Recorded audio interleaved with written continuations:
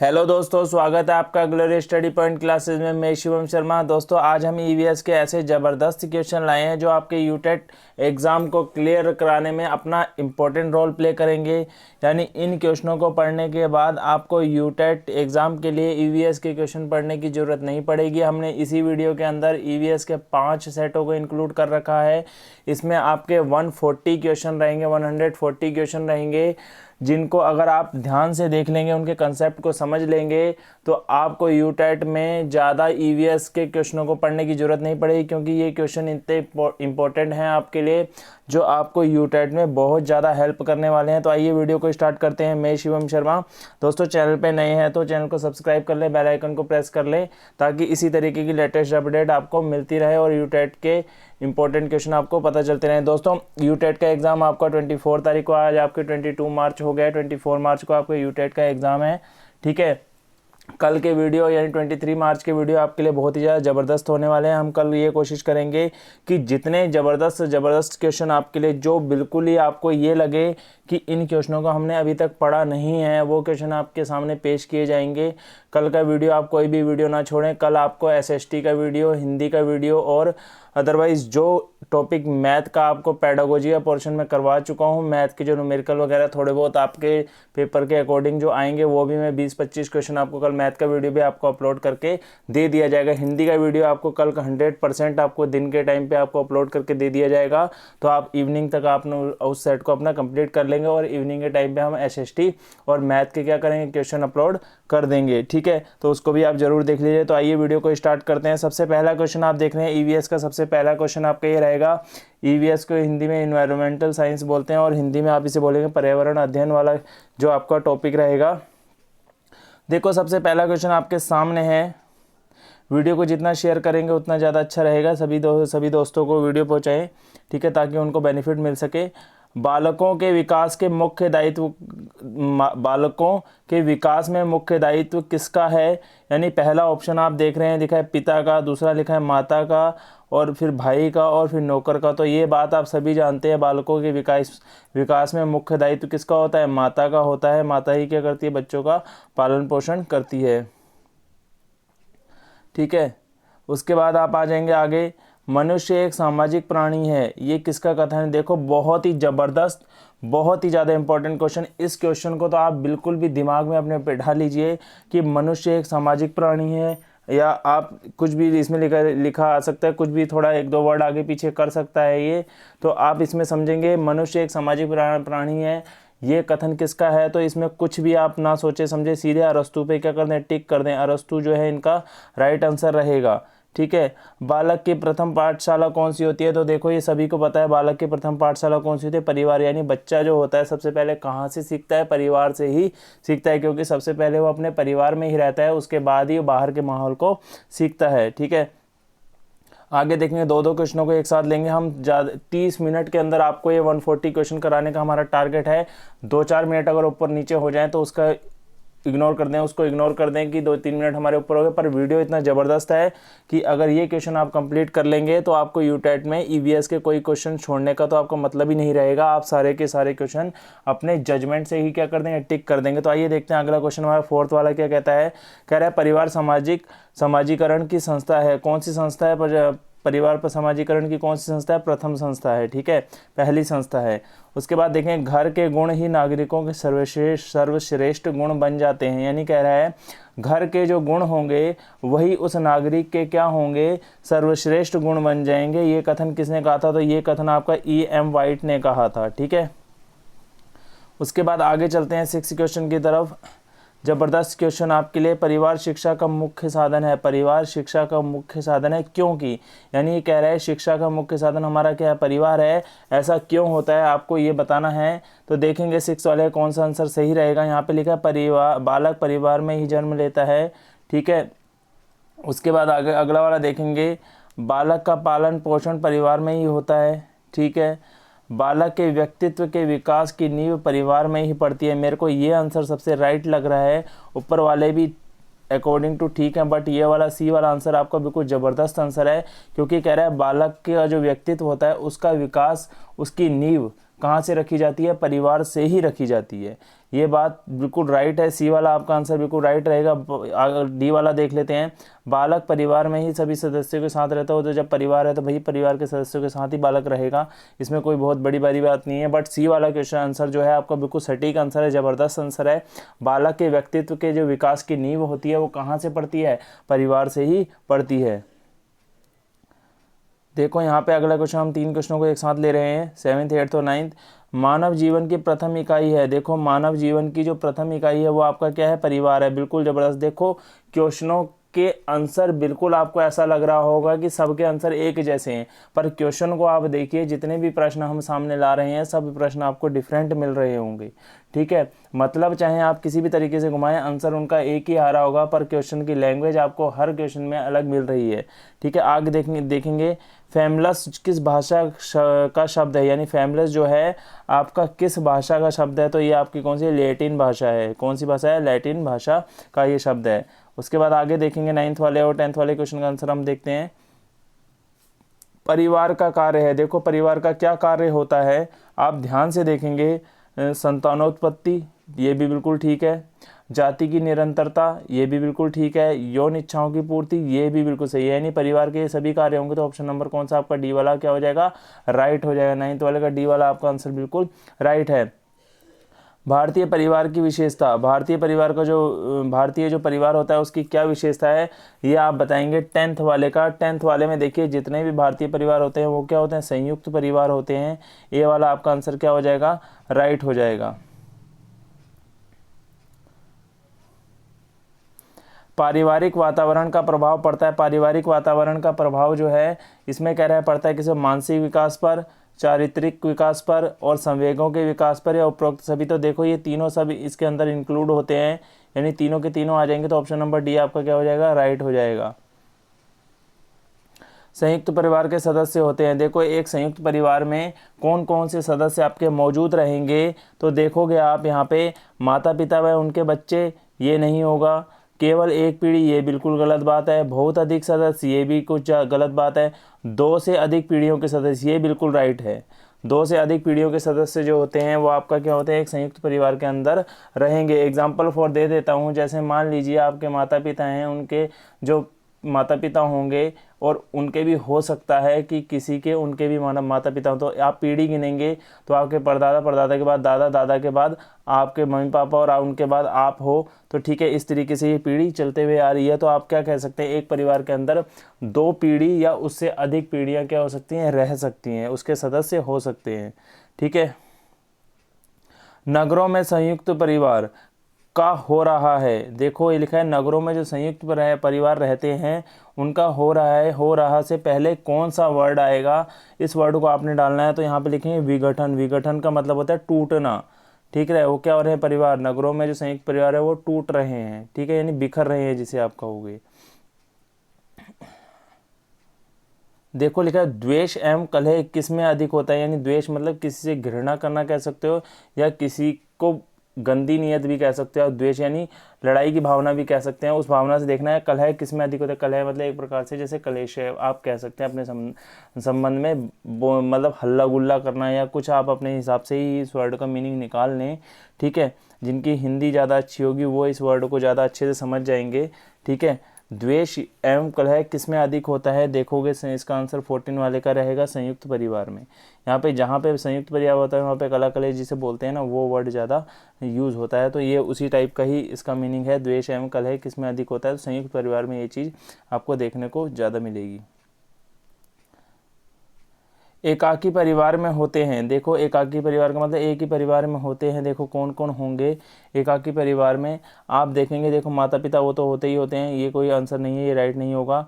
माता पिता एवं उनके बच्चे नहीं, लिखा है माता पिता एवं उनके अविवाहित बच्चे, ये बिल्कुल राइट है।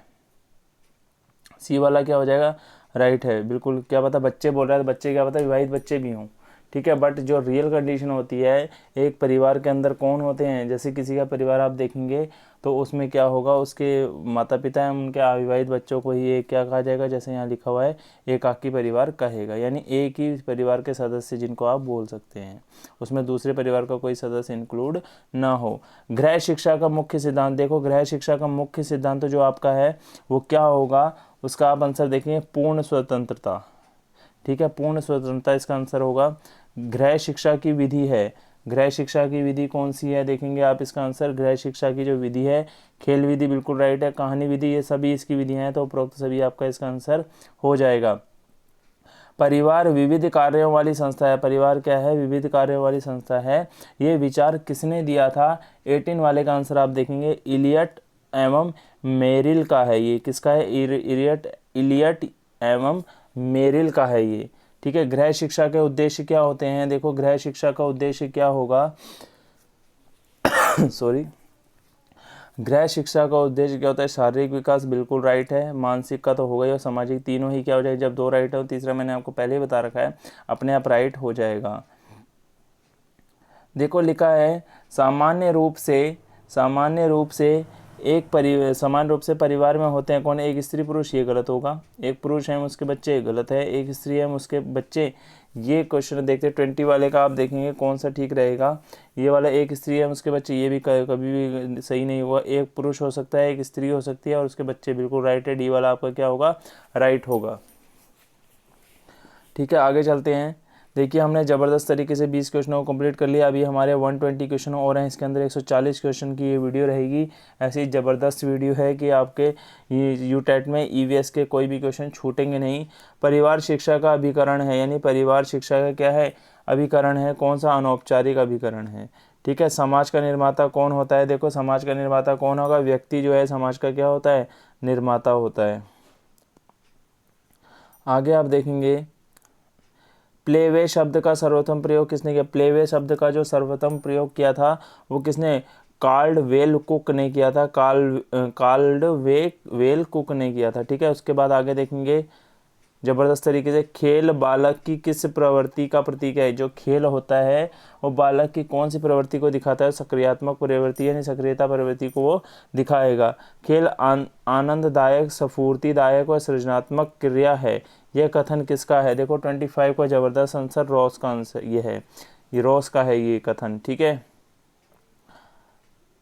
वीडियो को ज़बरदस्त तरीके से समझें, अच्छे से समझें, कोई दिक्कत हो तो उसको बताएं, कमेंट के जरिए सब आपके कन्फ्यूज़न को दूर किया जाएगा। निम्नलिखित में से कौन सी पद्धति खेल में आधारित है।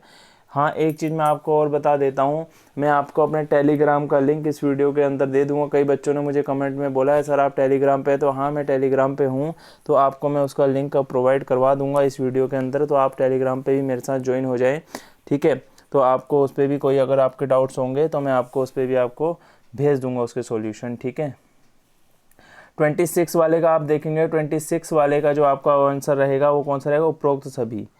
ठीक है, पद्धति खेल पर आधारित है, जैसे मोंटेसरी, किंडरगार्टन व डाल्टन, ये सभी क्या उपरोक्त सभी इसके अंदर इंक्लूड हो जाएंगे। 26 वाले का आपका आंसर कौन सा रहेगा, डी वाला रहेगा। आइए आगे देखते हैं, खेल रचनात्मक कार्य का प्रबल स्वरूप है, ये कथन किसका है। देखो खेल जो होता है रचनात्मक कार्य का क्या होगा, प्रबल स्वरूप होगा, यानी कोई कार्य की अगर आप रचना कर रहे हैं तो उसका स्ट्रॉन्ग स्वरूप, यानी कहने हैं उसकी स्ट्रॉन्गनेस जो होगी, स्ट्रेंथ जिसे आप बोलेंगे, वो आपका क्या होगा, खेल होता है। किसी कार्य की रचना के लिए आप क्या करेंगे, स्ट्रेंथ अगर उसके देखेंगे तो आपका खेल होगा। ये कथन किसका है, आप देखेंगे 27 वाले का देखेंगे, ये नन का है, ये ना का, ये लिखा है नन का, जो है लिखा है ना, इसका कथन है नन का। अतिशय शक्ति का सिद्धांत देखेंगे आप, अतिशय शक्ति का सिद्धांत के प्रतिपादक कौन है, 28 वाले का आंसर देखेंगे आप, कौन है, सिलर ने। रचनात्मक खेल के अंतर्गत आता है, देखो रचनात्मक खेल के अंदर आएगा क्या, गुड़िया बनाना, फुटबॉल, क्रिकेट, कौन सा आएगा, गुड़िया बनाना, फुटबॉल, क्रिकेट और हॉकी। देखो कौन सा ऐसा खेल है जिसमें रचना के थ्रू उसे खेला जाता है, तो 29 वाले का आप आंसर देखेंगे, सी वाला, यानी गुड़िया जो बनाई जाएगी, गुड़िया बनाना ही क्या है, रचनात्मक खेल है। खेल को जीवन की तैयारी कहा गया है, खेल को क्या कहा गया है, जीवन की तैयारी कहा है, ये कथन आप किसका कहेंगे। 30 वाले का जो आंसर आपका रहेगा, थॉर्नडाइक ने ऐसा कहा है कि खेल एक क्या है, जीवन की तैयारी है। निम्नलिखित में से कौन सा विचारात्मक खेल नहीं है, जिस पे आप विचार नहीं करते, ऐसा खेल कौन सा होगा। ठीक है, इस चीज़ को आप क्लियर करेंगे। 31 वाले का नाटक जो होता है वो विचारात्मक खेल नहीं हुआ। खेल का प्रमुख तत्व, देखो ये सब जबरदस्त सारे टॉपिक में आपको कह रहा हूँ ना, खेल से जितने भी आपके क्वेश्चन बन सकते हैं वो आपके यहाँ इनको हर तरीके के क्वेश्चन आपको यहाँ देखने को मिलेंगे, जिससे आपको यूटेट एग्जाम में बिल्कुल भी परेशानी नहीं होगी। खेल का प्रमुख तत्व है, देखो खेल का प्रमुख तत्व क्या होगा, डी वाला, यानी स्वयं शिक्षण, उत्तरदायित्व और स्वतंत्रता, ये तीनों चीज़ें उसके अंदर इंक्लूड रहती हैं, तो इसलिए हमारा आंसर क्या रहेगा, उपरोक्त सभी, डी वाला आपका राइट आंसर है। खेल के द्वारा बालक का विकास होता है, देखो मेरे अकॉर्डिंग तो सभी चीज़ों का विकास होना चाहिए, शारीरिक, मानसिक और सामाजिक। देखो 33 वाले का हमारा आंसर शारीरिक भी रहेगा, मानसिक भी रहेगा और सामाजिक भी रहेगा, तो इसलिए आंसर नंबर हमारा डी राइट हो जाएगा, बिल्कुल सही है डी वाला आंसर आपका। खेल की विशेषता नहीं है, इनमें से खेल की कौन सी विशेषता नहीं है, 34 वाले का आंसर हम देखेंगे। देखो आनंददायक प्रवृत्ति ये बिल्कुल होती है, स्फूर्तिदायक ये भी होती है, जन्मदायक प्रवृत्ति ये भी होती है, बट खेल में दूसरे को लाभ होता है ये गलत प्रवृत्ति है, ये उसकी प्रवृत्ति नहीं है। खेल में जितने भी खिलाड़ी होंगे सभी को लाभ मिलेगा ऐसा नहीं है, कोई सा भी खेल हो लाभ दोनों तरफ को ही मिलता है, ऐसा नहीं है एक को ही मिले। खेल का शैक्षिक रूप, खेल का जो शैक्षिक रूप होगा वो आपका क्या होगा, गत्यात्मक होगा, रचनात्मक, परीक्षणात्मक, हाँ तो ये तीनों ही इसके अंदर होंगे, तो आपका ऑप्शन नंबर क्या हो जाएगा, डी वाला राइट हो जाएगा। बालक जिन अन्य बालकों के साथ रहना, खेलना व पढ़ना पसंद करता है वह होते हैं, उसके मित्र होंगे, सहयोगी होंगे, शत्रु या अभिभावक। देखो बालक जिन अन्य बालकों के साथ रहना चाहेगा तो वो क्या होंगे, उसके मित्र ही होंगे भाई, सहयोगी होंगे नहीं, शत्रु होंगे नहीं, अभिभावक होंगे नहीं, ठीक है, तो कौन सा सही रहेगा, मित्र होंगे। आ जाइए, सच्चे मित्र की विशेषता आपको बतानी है, 37 वाले को आप देखेंगे, सच्चे मित्र की विशेषता क्या होती है, 37 वाले का आंसर आप जज करें, कुसंगति से बचना, कुसंगति से बचाना यानी बुरी संगत में पढ़ने से बचाना, सहयोग करना यानी उनकी हेल्प करना किसी भी काम में, दोनों तो राइट ही लग रहे हैं, तो जब दो राइट है सुख दुख में साथ देना है तो बहुत ज़बरदस्त पॉइंट है, ये तो बिल्कुल सही होगा, तो इसके लिए डी वाला ऑप्शन आपका क्या हो जाएगा, राइट हो जाएगा। कुसंगति का बालक पर असर पड़ता है, देखो कुसंगति क्या होगा, उसका बालक पर अच्छा असर तो पड़ेगा नहीं, कुछ भी नहीं होगा नहीं, तो असर पड़ेगा सीधे बुरा असर। 38 का आप कौन सा टिक लगाएंगे, बी वाला, यानी बुरा असर पड़ेगा कुसंगति का। आपको मैंने बता दिया बुरी संगत तो उसका असर भी कैसे होगा, बुरा ही होगा। सर्वप्रथम जीव की उत्पत्ति कहाँ हुई, देखो पूछ रहा है सर्वप्रथम जो जीव की उत्पत्ति हुई है वो कहाँ पे हुई है, जल में, ठीक है।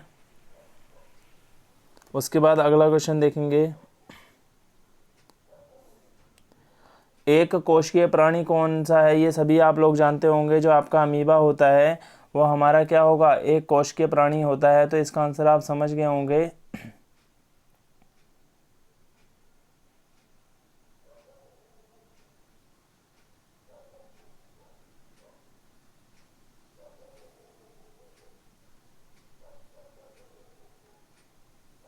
ठीक है, इसमें आपका कौन सा आंसर ठीक रहेगा, अमीबा आपको मैंने बता दिया है, एक कोश के जीव आपका अमीबा होता है, दोबारा से देख लो आपको समझा देता हूँ। एक कोश के जीव आपका क्या होगा, अमीबा होगा, ठीक है, सिंगल से जो आप सॉरी, ठीक है। सबसे सरल बहुकोशिकीय जंतु कौन सा है, देखो सबसे सरल आपका बहुकोशिकीय जंतु आपका कौन सा रहेगा, सबसे सरल वो आपका सबसे सरल बहुकोशिकीय जंतु आपका स्पंज होता है, ठीक है। अमीबा आपका एक कोशिकीय हुआ है, आपका स्पंज जो होगा बहुकोशिकीय जंतु होगा, जिसे मल्टी सेलुलर आप कहेंगे।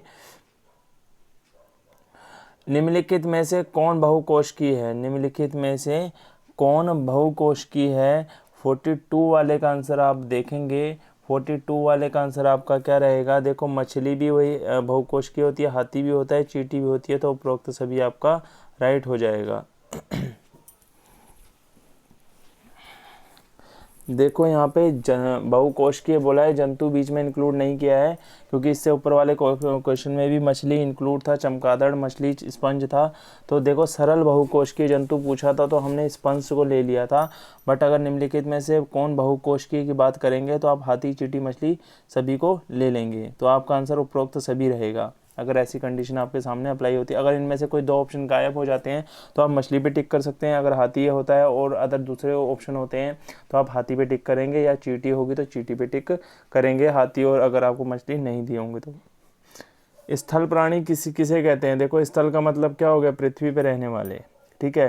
तो स्थल प्राणी किसको कहेंगे? पृथ्वी पर रहने वाले प्राणी आपके क्या होते हैं? स्थल प्राणी होते हैं। तो सबसे पहला वाला ये ऑप्शन आपको पृथ्वी पर रहते हैं, बिल्कुल सही बात है, आकाश पे रहेंगे नहीं।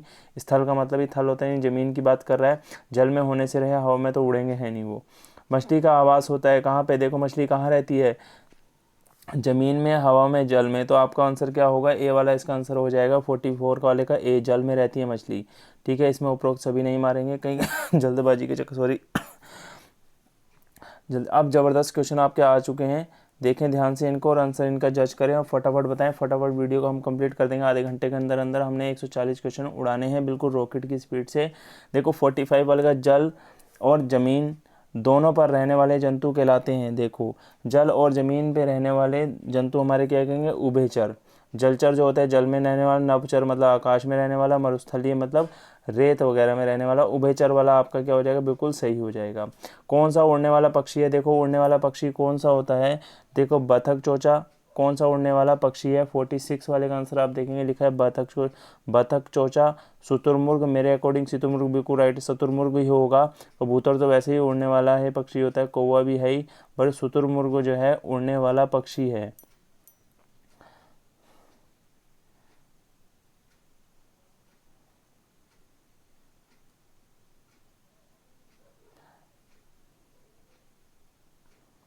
नभचर स्तनधारी, नभचर स्तनधारी 47 वाले का आप देखेंगे नभचर स्तनधारी। देखो तोता जो होता है वो आपका स्तनधारी नहीं होता, चूहा भी आपका स्तनधारी नहीं होगा, बंदर जो है आपका उड़ने वाला नहीं होता, आसमान में नहीं उड़ता वो।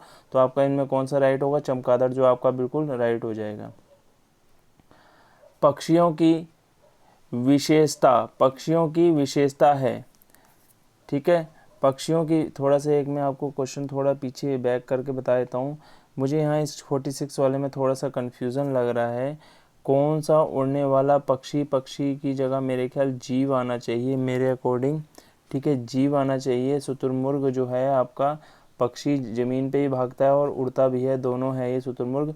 वैसे तो क्योंकि उड़ने वाला पक्षी तो उसमें कौवा भी आ सकता है, कबूतर भी आ सकता है, ठीक है, पर मेरे अकॉर्डिंग यहाँ पे जीव आना चाहिए। चलो कोई बात नहीं, पक्षी आगे मिसप्रिंट, पर आप उड़ने वाले की बात करेगा तो शुतुरमुर्ग ही डालेंगे, ठीक है। ऐसा कौन सा जीव है जो उड़ता है? तो आप शुतुरमुर्ग उसमें डाल सकते हैं, ठीक है। बिल्कुल आंसर आपका शुतुरमुर्ग ही राइट रहेगा। तो मेरे को लग रहा था कन्फ्यूज़न, तो इसे मैं एक बार चेक भी कर लूँगा और कमेंट में आपको बता भी दूंगा वहाँ पर पक्षी है या कुछ जीव है। पक्षियों की विशेषताएं, देखो पक्षियों की क्या विशेषताएं होती हैं? 48 वाले को आप देखेंगे, 48 वाले में आपका क्या रहेगा? देखो पक्षियों की विशेषताएं क्या होती है? हल्की एवं खोखली हड्डियां, ये होती हैं पक्षियों में, ठीक है। छोटी हड्डी होगी नहीं, मजबूत हड्डी तो उसमें होगी नहीं, हड्डियों का अभाव, यानी सी वाला आपका क्या रहेगा? राइट हो जाएगा। रेंग कर चलने वाला प्राणी, जो रेंग कर चलने वाला प्राणी जो होता है वो आपका क्या होगा? देखो घड़ियाल जो होता है ये भी रेंग कर चलता है, कछुआ भी रेंगेगा और मगरमच्छ भी रेंगता है, तो सभी क्या हो जाएंगे? राइट हो जाएंगे। डी वाला ऑप्शन आपका राइट है। कंगारू पाया जाता है कहाँ पे? कंगारू ऑस्ट्रेलिया का में पाया जाता है। ये तो बिल्कुल सोच बिना देखे समझे, बिल्कुल देखे बिना कुछ भी ना करें, सीधे ऑस्ट्रेलिया जहाँ दिखे मार दे, कंगारू ऑस्ट्रेलिया में ही पाया जाता है। इसमें आंसर चेक करने की भी आपको ज़रूरत नहीं पड़ेगी। 50 वाले का बी, कौन सा जंतु अपना रंग बदलता है? देखो कौन सा ऐसा जंतु होता है जो अपना रंग बदलता है? 51 वाले का आंसर आप देखेंगे कौन सा होता है? कैमेलियन होता है, जो वो अपना क्या बढ़ता है? रंग बदल देता है। कैमेलियन जो होगा वो क्या होता है? अपना रंग बदल देगा। निम्नलिखित में से कौन सा जंतु स्तनीय नहीं है? देखो निम्नलिखित में से कौन सा जंतु स्तनीय नहीं होता? देखो अब इसका आंसर आप कैसे जज करेंगे मैं आपको बता देता हूँ। देखो जो शुतुरमुर्ग होगा ना वो आपका क्या होगा? स्थानीय नहीं होगा। 52 वाले का आपका क्या होगा? स्थानीय नहीं हो, क्योंकि जो ये क्या हुआ हमारा एक पक्षी, उड़ने वाली चीज़ पक्षी है, तो ये स्थानीय नहीं होगा, ठीक है। उसके बाद देखेंगे आर्थ्रोपोडा का लक्षण। आर्थ्रोपोडा के लक्षणों की बात करें, 53 वाले की बात करें तो वो होगा जोड़ीदार टांगे। आर्थ्रोपोडा के लक्षण क्या होते हैं? जोड़ीदार टांगे। किस खंड में भिन्न प्रकार के जंतु होते हैं? यानी ऐसा कौन सा खंड है जिसमें आप, यानी यहाँ पे आपको देखो ऑप्शन दे रखे हैं, इनमें आप कौन सा टिक करेंगे जिससे आपको पता चले कि ये अलग अलग प्रकार के क्या हैं? जंतु हैं। तो आप 54 वाले का जो आंसर देखेंगे वो है आपका सी वाला, जिसमें लिखा है कटल फिश, क्रेफिश, आरा मछली और हैग मछली। ये सब क्या है? अलग प्रकार के क्या है? जंतु हैं।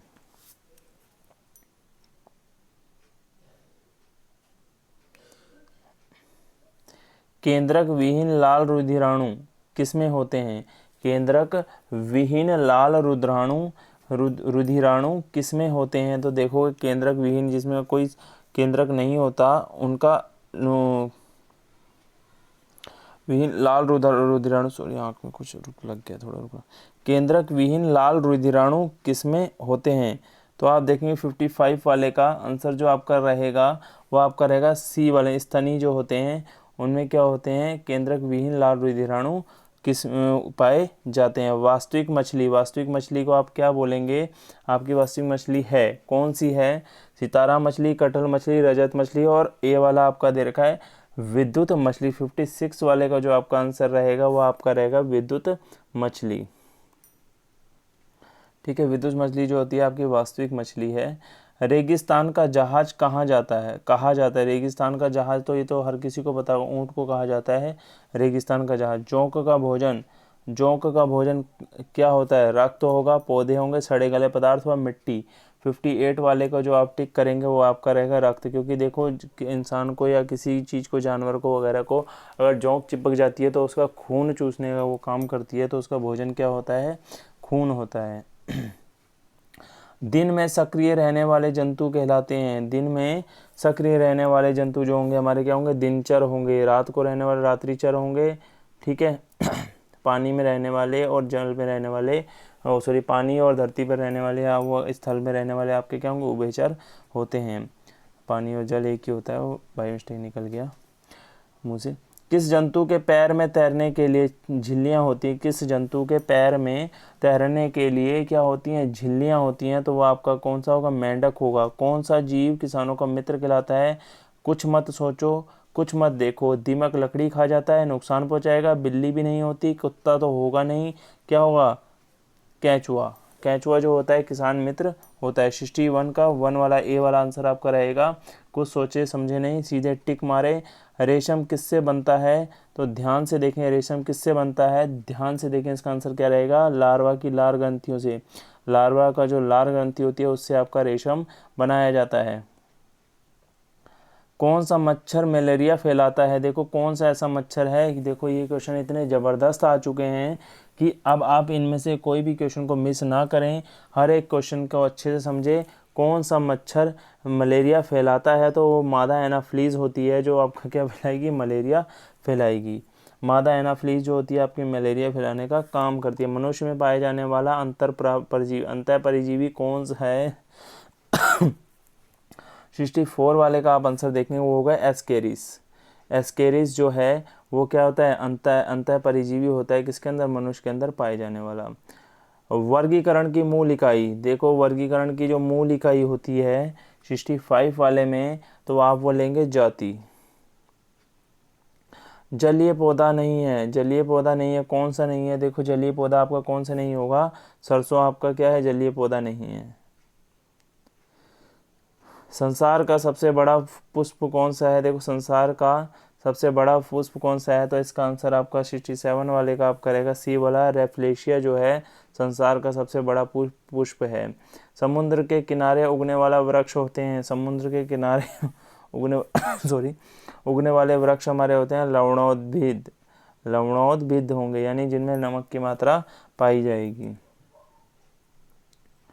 भोजन बनाने की क्रिया होती है, देखो यहाँ पे कितना ज़बरदस्त क्वेश्चन। भोजन बनाने की जो क्रिया होती है वो सभी पौधों में होती है, हरे पौधों में होती है, सूखे पौधों में होगी, केवल जलीय पौधों में। तो इसका आंसर आप ठीक करेंगे 69 वाले का जो बी, हरे पौधे ही आपका क्या बनाते हैं? केवल भोजन बनाते हैं। संसार का सबसे लंबा पुष्प, संसार का सबसे लंबा पुष्प कौन सा होता है? तो ये आपका रहेगा टाइटन एरम।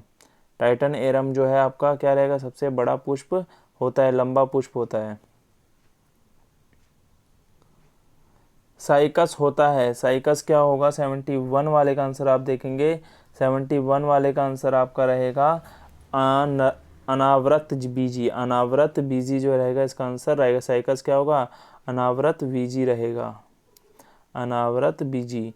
शुष्क वातावरण में पाए जाने वाले पौधे कहलाते हैं। देखो शुष्क यानी जो ड्राई वेदर में भी क्या होंगे? लगाए जा सकते हैं, ड्राई इन्वायरमेंट कह सकते हैं आप, जिसमें लगाए जा सकते हैं, शुष्क वातावरण का आपका होगा ड्राई एटमॉस्फेयर जिसे आप बोलेंगे, ठीक है। एनवायरनमेंट का मतलब पर्यावरण होता है। वातावरण आपका क्या होगा, शुष्क जो है ड्राई एटमॉस्फेयर में जो आपके क्या होंगे पौधे पाए जाते हैं उनको हम क्या कहेंगे, 72 वाले का जो आप टिक करेंगे मरुदबिद, मरुदबिद कहेंगे। लाइकेन में होते हैं, देखो लाइकेन जो होता है उसमें क्या पाया जाता है, कवक एवं जीवाणु, कवक तथा शैवाल, कवक तथा विषाणु, और आपका जो दे रखा है जीवाणु तथा शैवाल, तो इसमें पाया जाता है कवक और शैवाल। पौधे किस प्रकार के जल का अवशोषण करते हैं, देखो पौधे जो होंगे आपका किस प्रकार के जल का अवशोषण करेंगे, तो वो होता है कोशिका जल, ठीक है। श्वसन मूल पाया जाता है, श्वसन मूल जो होगा वो किस में पाया जाता है, 75 वाले का आंसर देखेंगे तो राइजोफोरा में पाया जाता है। राइजोफोरा जो है उसमें आपको क्या पाया जाता है, श्वसन मूल पाया जाता है। बहुत ही ज़बरदस्त क्वेश्चन आपके लिए पेश किए जा रहे हैं, यहाँ पे आपके लिए ही ये इम्पोर्टेंट क्वेश्चन निकाले गए हैं। अभी तक के मेरे को नहीं लगता कि इस तरीके के क्वेश्चन आपने किसी वीडियो में पढ़े होंगे या कहीं पे आपने देखे होंगे, इसीलिए आपको हर एक क्वेश्चन अलग अलग तरीके का आपके सामने पेश किया जा रहा है, जिससे आपको क्या मिल सके, काफ़ी हेल्प मिल सके। यूटेट एग्ज़ाम में अगर कोई ऐसा क्वेश्चन आपको टकरा जाए तो आप आंसर बिल्कुल डायरेक्टली उसका टिक कर देंगे। 76 वाले का आप देखेंगे, जल निमग्न पौधे जल में डूबे होते हैं, बिल्कुल जल में डूबे हुए पौधे होंगे, वो क्या होंगे, जल निमग्न पौधे होंगे, यानी 76 वाले का आंसर आपका बिल्कुल ठीक है। पूर्ण परिजीवी होता है, पूर्ण परिजीवी कौन सा होगा, ध्यान से देखेंगे आप यहाँ पे। पूर्ण परिजीवी जो आपका होता है अमरवेल होती है, वो हमारी क्या होती है, पूर्ण परिजीवी होगी। स्पंज जड़ें पाई जाती हैं, स्पंज जो जड़ें होंगी वो पाई जाएंगी किसमें, जूसिया में। उसके बाद आइए, पौधे से प्राप्त पेय पदार्थ, पौधों से प्राप्त पेय पदार्थ नहीं है, पौधे से प्राप्त पेय पदार्थ आपका नहीं है, तो वह है आपका लेटेक्स जो है आपका, देखो कॉफ़ी मिलती है पौधों से, कोको मिलेगा, चाय मिलेगी, यानी चाय पत्ती जो बनती है आपका लेटेक्स जो है वो नहीं है। नागफनी के कांटे रूपांतरण होते हैं, देखो क्वेश्चन है आपका, नागफनी के कांटे रूपांतरण होते हैं पत्ती के, तने के, पुष्प के या फल के, तो देखेंगे 80 वाले का आंसर आपका रहेगा पत्ती के। तेल व रेशा प्रदान करने वाला पौधा, तेल व रेशा प्रदान करने वाला पौधा कौन सा होता है, 81 वाले का आंसर जो आपका रहेगा नारियल, ठीक है। नारियल तेल और रेशा दोनों प्रदान करता है। 82 वाले पे आ जाते हैं, पेनिसिलियम प्राप्त होता है, ये किससे प्राप्त होगा, 82 वाले का आंसर आप देखेंगे कौन सा वाला होगा, कवक से, यानी ए वाले से आपको, यानी कवक से आपको क्या होता है, पेनिसिलियम प्राप्त होता है। एट्रोपिन तैयार की जाती है, एट्रोपिन जो होगी आपकी तैयार की जाती है, किस चीज़ से तैयार की जाती है, आप देखेंगे बेलाडोना से, यानी बेलाडोना जो होता है उससे आपकी एट्रोपिन तैयार की जाती है। अगला देखेंगे आप, शकरकंद है एक, शकरकंद आपकी क्या थी, देखो बहुत ही ज़बरदस्त क्वेश्चन है, ये एग्जाम में आ भी रखा है कि कौन से शकरकंद या आपको मूली वगैरह इस तरीके से मिक्स करके दे देता है, कौन से जड़ों वाले हैं कौन से तनों वाले हैं, तो आप इस चीज़ का ध्यान रखेंगे। 84 वाले का जो आप आंसर लगाएंगे वो आपका होगा, शकरकंद जो है जड़ वाली होती है। अगर आपको कहीं ऑप्शन में मिल जाए कि तने वाले उसका नाम बताओ, तो उसमें आप शकरकंद को इंक्लूड ना करें। बिल्कुल इस तरीके का मैं अभी कल जो वीडियो डालूंगा उसमें मैं आपको थोड़ा और क्लियर कर दूंगा। मूली गाजर ये सब चीज़ें काय वाली होती हैं, आलू वगैरह जितने भी होंगे सब हम उनको क्लियर कर लेंगे, तो उससे आपके सारे डाउट क्लियर हो जाएंगे। 10-15 क्वेश्चन डाल देंगे ईवीएस के, और कल कोई बड़ी भारी बात नहीं है। आपकी जितनी हेल्प हो हमें उतना ही अच्छा लगता है, मेरे को उतना ही ज़्यादा अच्छा लगता है जितनी मैं आपकी हेल्प करूं, ठीक है। आपका एग्ज़ाम क्रैक होना चाहिए, ठीक है। तो आइए आगे बात करते हैं हम 85 वाले क्वेश्चन की। तो 85 वाले क्वेश्चन में आप देखेंगे, निम्नलिखित में से अनाज नहीं है, देखो निम्नलिखित में से कौन सा अनाज नहीं है। 85 वाले में देखें, दाल जो आती है आपके अनाज में नहीं गिनी जाएगी, ठीक है। गेहूं आपका अनाज है, ज्वार आपका अनाज है, मक्का आपका क्या होता है, अनाज होगी। घटपर्णी होता है, घटपर्णी का मतलब क्या हुआ, 86 वाले का आप देखेंगे, घटपर्णी जो होता है वो आपका क्या होगा, कीटभक्षी, ठीक है। कीटभक्षी यानी कीट का भक्षण, यानी कीड़ों को खाने वाला कह सकते हैं आप। स्वयं भोजन बनाने वाले जीव कहलाते हैं, स्वपोषी बिल्कुल राइट होगा, 100% स्वपोषी होना चाहिए इसका। देख लेते हैं और ऑप्शन भी देख लेते हैं। वैसे ए लिखा है सहजीवी, ठीक है, उसके बाद स्वपोषी, उसके बाद मृतजीवी और परपोषी। देखो नहीं, इसका आंसर क्या होगा, स्वपोषी ही होगा। जो स्वयं का भोजन खुद बनाते हैं वह स्वपोषी होते हैं। संतुलन आहार का में पोषक तत्व, संतुलन आहार में पोषक तत्व मेरे अकॉर्डिंग कार्बोहाइड्रेट 88 वाले का आंसर हमारा रहेगा कार्बोहाइड्रेट। प्रोटीन भी होता है, कार्बोहाइड्रेट और प्रोटीन संतुलित आहार में दोनों चीज़ें मौजूद होती हैं। खनिज लवण ऑलरेडी आ जाएगा, जब दो हैं सही तो डी वाला ही इसका ऑप्शन क्या होगा, राइट होगा। उपरोक्त सभी इसके अंदर आ जाएंगे। 90 वाला क्वेश्चन पे हम 89 वाले क्वेश्चन पे आ चुके हैं। हमने अभी 140 क्वेश्चन करने हैं, ठीक है। 89 वाले का आंसर आप देखेंगे, एक वृद्ध व्यक्ति को देना चाहिए सुपाच्य आहार जिसको वो आसानी से क्या कर सके, पचा सके, ठीक है। सब्जियों में होते हमें मुख्यतः मिलते हैं, देखो सब्जियों में हमें क्या मिलता है, इस चीज़ का आप ध्यान रखेंगे। सब्जियों में से हमें क्या मिलता है, विटामिन मिलता है। देखो बहुत ही ज़बरदस्त क्वेश्चन, बहुत ही अच्छा क्वेश्चन। विटामिन डी की कमी से होने वाला रोग, देखो विटामिन डी की जो कमी से होता है रोग वो हमारा कौन सा होता है, रिकेटस होता है, रिकेटस। अभी मैं आपको एक चीज़ और बता देता हूँ, जितने भी विटामिन से होने वाले रोग हैं उसका वीडियो भी मैं आपसे कह तो रहा हूँ। ईवीएस के 15-20 क्वेश्चन मैं ऐसे डालूंगा कि जिससे आपको एग्जाम में विटामिन वाले हो गए, पेड़ पौधों वाले जिसमें तना होता है, जड़ें होती हैं, इस तरीके से क्वेश्चन जो होगा, क्लोरोफिल वगैरह इन सब की जो प्रोसेस वगैरह, कौन से पौधे अपना खाना स्वयं बनाते हैं, हरे बनाएंगे, सूखे बनाएंगे, या कौन से पौधे अपना खाना स्वयं बनाएंगे, तो इस तरीके का मैं वीडियो अपलोड आपके लिए कर दूंगा जिससे आपको बेनिफिट मिले। प्रोटीन की कमी से बच्चों में होने वाला प्रमुख रोग, यानी प्रोटीन की जो कमी हो जाती है उसके कारण बच्चों के अंदर कौन सा रोग होता है, तो आप इसका ऑप्शन रखेंगे मेरेस्मस। मेरेस्मस जो होगा इसकी प्रोटीन की कमी से होने वाला रोग है। रोतोंदी नहीं होगा आपका, इसका मेरेमस हो गया। हमारे भोजन में मुख्यतः होता है, हमारे भोजन में आपको पता है क्या होना चाहिए, देखो हमारे भोजन में क्या होगा आपका, कार्बोहाइड्रेट्स, कार्बोहाइड्रेट्स की मात्रा होती है। विटामिन ए का उत्कृष्ट स्रोत है, देखो विटामिन ए का जो उत्कृष्ट स्रोत होगा 94 वाले का, वो आपका क्या होगा, गाजर होगा, ठीक है। गाजर में विटामिन ए की मात्रा होती है। किस रूप में पची हुई प्रोटीन्स का शरीर में संचरण होता है, देखो किस रूप में पची हुई प्रोटीन्स का संचरण होता है, तो वो आपका होगा अमीनो अम्ल। वो कौन सा होगा आपका, अमीनो अम्ल होगा, ठीक है। अमीनो अम्ल में क्या होगा आपका, अमीनो अम्ल में के रूप में क्या होगा, पची हुई प्रोटीन्स का संचरण होगा। कौन सा कार्बोहाइड्रेट्स मोनोसैक्राइड्स होता है, यानी कौन सा कार्बोहाइड्रेट्स मोनोसैक्राइड्स है। 96 वाले का आप आंसर देखेंगे, सी वाला ग्लूकोज जो होगा वो क्या होगा, मोनोसैक्राइड्स होगा। हमारे देश में शाकाहारी लोगों के लिए संघनित प्रोटीन्स का सर्वमान्य स्रोत है, देखो हमारे देश में शाकाहारी लोगों के लिए संघनित प्रोटीन्स का सर्वमान्य स्रोत आपका कौन सा होगा। 97 वाले का आप देखेंगे, दालें जो होती हैं सबसे ज़बरदस्त प्रोटीन उनके अंदर पाया जाएगा।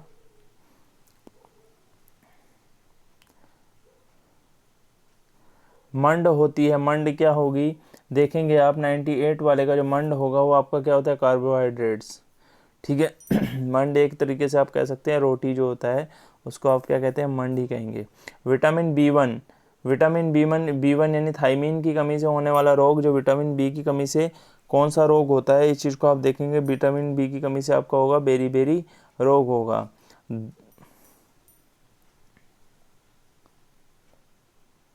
दूध, मांस एवं अंडे में हमें कौन सा पदार्थ अधिक मिलता है, दूध, मांस एवं अंडे में हमें कौन सा पदार्थ अधिक मिलता है, तो वह आप देखेंगे 100 वाले का आप आंसर क्लिक करेंगे। 100 वाले का आंसर आपका रहेगा प्रोटीन।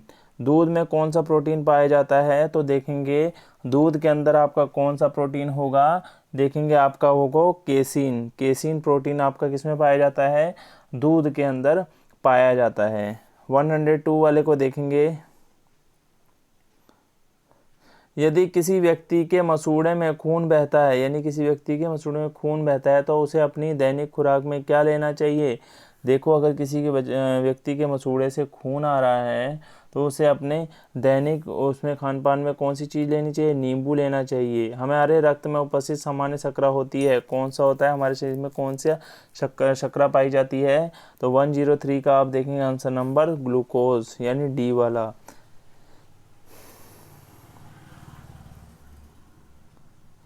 ग्लूकोज सुक्रोज माल्टोज की श्रेणी का पदार्थ क्या है, यानी इनका ग्लूकोज सुक्रोज माल्टोज की श्रेणी का पदार्थ कौन सा है, तो वह है आपका स्टार्च। स्टार्च जो होगा इसी श्रेणी का पदार्थ है। जल में घुलनशील विटामिन कौन सा है, जल में जो आपका विटामिन घुलता है वो कौन सा है, बी और सी विटामिन जो आपके जल में घुलनशील है। अग्न्याशी रस, अग्न्याशी रस जो होता है जिसे आप गैस्ट्रिक जूस बोलते हैं, गैस्ट्रिक जूस जो होगा आपका वो होता है अम्लीय क्षारीय एंजाइम। बताइए कौन सा होगा अम्लीय, वो कहते हैं अग्नाशीय रस जिसे आप गैस्ट्रिक जूस बोलेंगे, वो आपका कौन सा होगा। 106 वाले का आंसर आपका रहेगा बेसिक। इसका नेचर कैसा होता है, बेसिक होता है। विटामिन सी होता है, विटामिन सी क्या होगा, विटामिन सी होता है कार्बोक्सी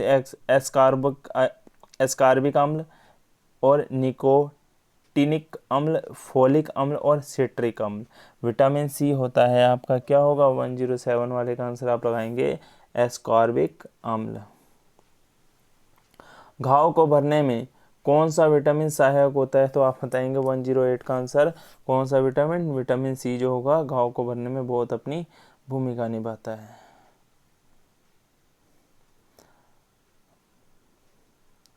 संतुलित आहार से क्या तात्पर्य है, संतुलित आहार का क्या तात्पर्य है, समस्या आवश्यकताओं की पूर्ति वाला आहार। उसके बाद देखते हैं 109 वाले का हम आंसर देखेंगे। मेरे अकॉर्डिंग तो सबसे बड़ा आंसर यही लग रहा है मुझे, सबसे अच्छा महंगा आहार। ऐसा नहीं है कि आप सबसे महंगा भोजन खाएंगे तो उससे आपको संतुलित आहार प्राप्त होगा, बिल्कुल सही नहीं है ये। वसा युक्त ऐसा बिल्कुल नहीं, फैट वाला खाना तो वैसे ही और नहीं होता। तो दो ऊपर के ये दोनों तो गलत हो गए हैं, तो आपका डी वाला क्या हो जाएगा, राइट हो जाएगा। जल आवश्यक है, जल क्या है, आवश्यक है सभी। देखो इसका ना केवल पौधों के लिए, बिल्कुल गलत बात है, केवल नहीं, सभी जीवित प्राणियों, थोड़ा दोबारा से ठीक करते हैं, सभी जीवित प्राणियों, जंतुओं व पौधों के लिए। जल का रासायनिक सूत्र ये तो हर किसी को पता होगा, क्या होगा H2O, पहला वाला मार दें। जल है, क्या है जल, मिश्रण है, यौगिक है, तत्व है, गैस है, बताइए क्या है जल, आपका यौगिक है। जल की अवस्था कैसी होती है, द्रव, ठोस या गैस या उपयुक्त सभी। देखो जल किस अवस्था में रह सकता है, 113 वाले का आंसर लगाएंगे डी। डी यानी द्रव क्या होता है, ठोस अवस्था में भी रहेगा, द्रव में भी रहेगा, ठोस में भी रहेगा और गैस में भी रहेगा। उपरोक्त सभी अवस्था में पानी पाया जाता है यानी जल पाया जाएगा।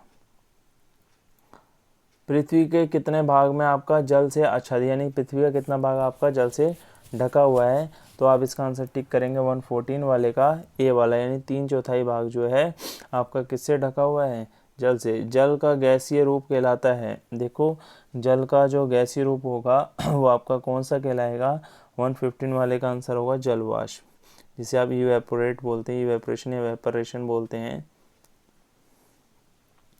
जल का धरातलीय स्रोत है, जल का धरातलीय स्रोत है नलकूप, हैंडपंप, नदियाँ या कुआं। कौन सा स्रोत आप इसमें लेंगे, तो इसका स्रोत आपका रहेगा नदियाँ। नदियाँ जो है धरातलीय स्रोत है इसका। समुद्र का जल होता है खारा, फीका, मीठा, स्वाद रहित।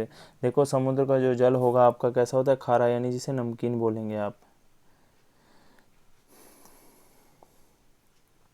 नदियाँ मानव जीवन के लिए कैसी हैं, महत्वपूर्ण है, बेकार है, अनुपयोगी है। नदियाँ मानव जीवन के लिए महत्वपूर्ण होंगी, ए वाला इसका आंसर आपका राइट रहेगा।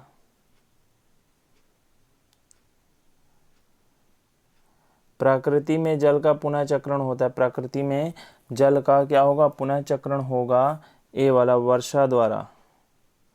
भूमिगत जल प्राप्त होता है, भूमिगत जल प्राप्त होता है किससे, हैंडपंप द्वारा।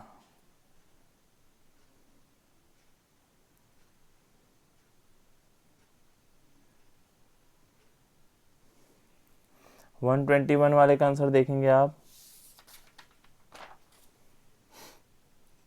नमक बनाया जाता है, नमक किससे बनाया जाएगा? समुद्र के जल से। बिल्कुल सही बात है, पहला वाला ही राइट हो जाएगा, आगे पढ़ने की ज़रूरत नहीं है। उसके बाद आगे देखेंगे, जल के एक अणु के निर्माण में हाइड्रोजन के कितने परमाणु भाग लेते हैं? यानी जल के एक अणु के निर्माण में हाइड्रोजन के कितने अणु भाग लेंगे? 2 अणु भाग लेते हैं। H2O होता है तो हाइड्रोजन की कितनी मात्रा होती है? 2 अणुओं की। 123 पर जल होता है, जल क्या होगा आपका? पारदर्शी माध्यम होगा, पारदर्शी या दूरदर्शी या अर्ध पारदर्शी, यानी पारदर्शी माध्यम होता है जिसके आर पार हम आसानी से देख सकते हैं। शुद्ध जल की विद्युत चालकता क्या होती है? शुद्ध जल जो होगा उसकी विद्युत चालकता कम होगी, अधिक होगी, बहुत अधिक होगी या मध्यम होगी? 124 का सबसे कम, यानी कम होगी उसकी। जमने पर जल का घनत्व क्या हो जाता है? कम हो जाएगा, बढ़ जाएगा, क्या होगा? बी वाला, यानी क्या होगा? कम हो जाएगा। 126 पे आ गए हैं, पौधों की किस क्रिया में जल वाष्प के रूप में बाहर निकलता है? वाष्पोत्सर्जन। बिल्कुल सही होगा 126 का बी वाला, वाष्पोत्सर्जन के रूप में जल बाहर निकलता है। रक्त का लगभग कितने प्रतिशत भाग जल का होता है? यानी 127 वाले का आप देखेंगे, 127 वाले का क्या होगा? 126 वाले का हमारा बी वाला राइट था, बी वाला हमारा वाष्पोत्सर्जन बिल्कुल राइट है, कोई दिक्कत वाली बात नहीं है। 127 वाले का आप देखें, रक्त का लगभग कितने प्रतिशत भाग क्या होता है? जल होता है, तो वो आपका 80% जो होगा क्या होगा? जल होगा। शरीर में रक्त का लगभग 80% भाग क्या होता है? पानी होगा। प्यास की तृप्ति का अनुभव होता है, प्यास की तृप्ति का अनुभव होगा किसके? जल के द्वारा, भोजन के द्वारा, उत्सर्जन के द्वारा, स्नान के द्वारा? किसके द्वारा होगा? पानी के द्वारा। आप जिसका आंसर क्या लगाएंगे? ए वाला लगाएंगे। जिन साधनों द्वारा एक स्थान से दूसरे स्थान तक वस्तुएं, कच्चा माल, मनुष्य आदि का आवागमन होता है उन्हें कहते हैं? देखो कौन सा होता है? सामान का इधर उधर से माध्यम आवागमन होगा उन्हें क्या कहेंगे? यातायात के साधन, बिजली के साधन, संचाई के साधन या यातायात के साधन? तो ए वाला आपका बिल्कुल राइट रहेगा। यातायात के जो साधन होते हैं उनके माध्यम से ही हम क्या करते हैं? एक सामान को दूसरे सामान जगह तक ले जाते हैं। जीटी रोड का निर्माण किसी का था? शेरशाह सूरी ने किया था। इसका तो बिल्कुल बिना सोचे समझे टिक मार दें, ये तो सभी को पता होगा। स्वर्णिम चतुर्भुज योजना का संबंध है किससे? सड़क निर्माण से। बिल्कुल सही है, 131 का ए वाला हो जाएगा। उसके बाद आगे बात करते हैं हम, सबसे अधिक सड़कों की लंबाई आपको कहाँ देखने को मिलेगी? इसका आंसर टिक करेंगे आप 132 का ए वाला, यानी मुंबई, यानी जिसे महाराष्ट्र आप कहेंगे। भारत में प्रथम सड़क किसने बनवाई थी? भारत में प्रथम सड़क किसने बनवाई थी? शेरशाह सूरी ने। 133 का जो आपका ऑप्शन रहेगा वो कौन सा? बी वाला आपका राइट रहेगा। भारत में रेल मार्ग, देखो भारत में रेल मार्ग का निर्माण हुआ कब? 1853 में। मुंबई से थाने तक ये रेल आपकी चली थी। कौन सा वाला क्वेश्चन है? भारत में रेल मार्ग, चलाई की बात नहीं कर रहा है, मैं थोड़ा पढ़ने में थोड़ी जल्दबाजी हो गई है, चलाई की बात नहीं कर। भारत में रेल मार्ग का निर्माण हुआ, ठीक है, पहली रेल नहीं पूछ रहा है, थोड़ा सा पढ़ने में मिस्टेक हो गई है। भारत में रेल मार्ग का निर्माण कब हुआ? तो वो आपका 1864 में हुआ था, ठीक है। यानी भारत में रेल मार्ग का निर्माण जो किया गया था वो आपका 1864 में हुआ था, बट जो सबसे पहले आपकी रेल चलाई गई थी वो आपकी 1853 में मुंबई से थाने तक चलाई गई थी। भारत में वर्तमान में रेल मंडल हैं कितने? रेल मंडल यानी कितने जोन आते हैं? आप देखेंगे 135 का जो आपका आंसर रहेगा वो आपका रहेगा 16। सबसे पहली रेलगाड़ी किस देश में चलाई गई? यानी सबसे पहली रेलगाड़ी आपकी कहाँ चलाई गई थी? वो आपका होगा इंग्लैंड। विश्व का सबसे बड़ा रेल जंक्शन, विश्व का सबसे बड़ा रेल जंक्शन कौन सा है? 137 का आप देखेंगे शिकागो, ठीक है। संसार का सबसे लंबा रेल मार्ग कौन सा है? संसार का सबसे लंबा रेल मार्ग आपका कौन सा है? ट्रांस साइबेरियन, ट्रांस साइबेरियन, ए वाला आपका क्या हो जाएगा? बिल्कुल राइट हो जाएगा। विश्व में सड़क मार्गों की सर्वाधिक लंबाई वाला देश कौन सा है? जहाँ पे सबसे लंबी सड़कें हैं तो वाला देश आपका कौन सा है? संयुक्त राज्य अमेरिका, जिसे आप यूएसए बोलेंगे। रेल मार्गों का सबसे बड़ा जाल, रेल मार्गों का सबसे बड़ा जाल कहाँ पे है? उत्तर प्रदेश में, मध्य प्रदेश में, आंध्र प्रदेश में, हरियाणा में। तो 140 वाले का जो आपका आंसर रहेगा उत्तर प्रदेश रहेगा। तो दोस्तों इस वीडियो में हमने 140 क्वेश्चनों को पूरा कंप्लीट कर दिया है। तो दोस्तों वीडियो को अपने फ्रेंड लोगों को शेयर कीजिए। वीडियो पहली बार देख रहे हैं तो चैनल को सब्सक्राइब कीजिए। मिलते हैं अपनी नेक्स्ट वीडियो के साथ। Thank you.